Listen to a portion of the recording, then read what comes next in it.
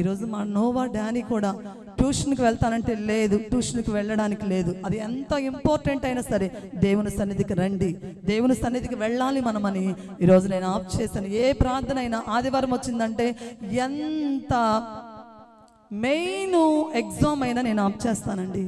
ఎందుకంటే నేను కూడా అలాంటి అనుభవాల్లో వచ్చాను.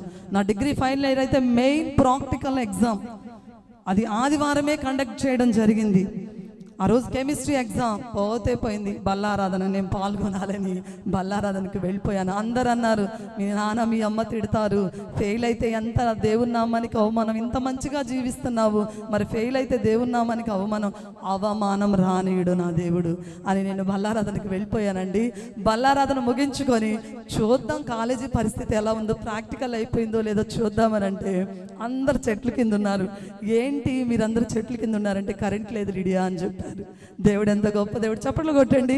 నిజంగా ఆ రోజు చెప్పలేకపోయాను, కానీ ఈరోజు చెప్పే కృపను దేవుడు ఇచ్చాడు. ప్రాక్టికల్నే ఆఫ్ చేయగలిగిన సమర్థుడు.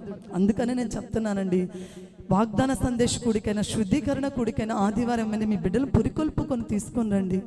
ఎందుకంటే భయంకరమైన దుర్దినాల్లో ఉన్నాము. ఎక్కడ ఖాళీ దొరికిన సాతానుడు పొంచి ఉన్నాడన్న సంగతి మర్చిపోకండి.